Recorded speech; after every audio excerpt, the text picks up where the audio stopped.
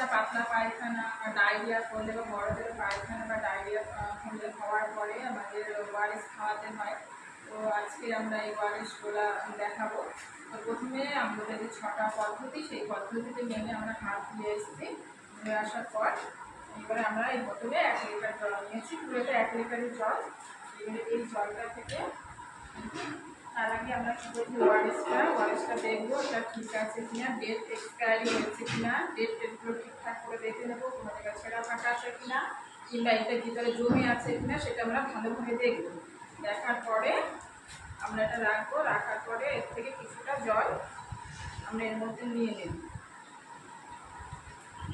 কিছুটা জল নিয়ে তারপরে এই ওআরএসটা এটা পুরোটাই আমরা দিয়ে দেবো।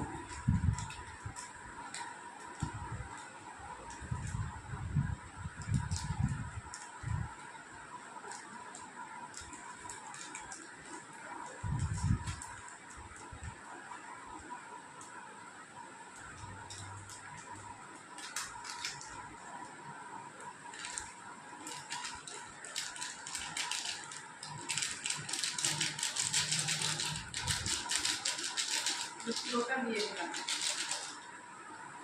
দেওয়ার পরে আমরা চামচ দিয়ে বা হাতল দিয়ে এটাকে ভালো করে গুলে নেব।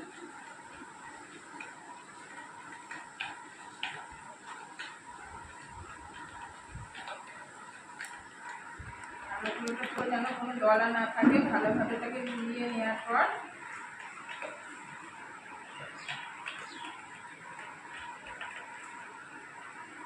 তারপরে পুরো জলটা আমরা এর মধ্যে দিয়ে দেব।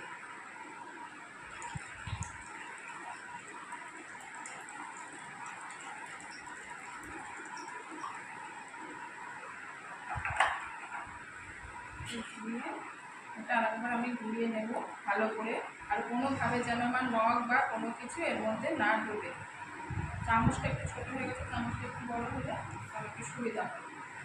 ঠিক আছে, এবার এই জলটা প্রতিবার বাচ্চা পাতলা পায়খানার পরে খাওয়াতে হবে, যতটা পারে বাচ্চা তাকে খাওয়াতে হবে। আর এই জলটা 24 ঘন্টা রাখতে হবে, 24 ঘন্টার মধ্যে বাচ্চাদের খাওয়াতে হবে। বড়রা পায়খানা করলেও বড়দের পায়খানা করার পর যতবার পাতলা পায়খানা করবে তারপরে এই ওআরএসটা খাওয়াতে হবে।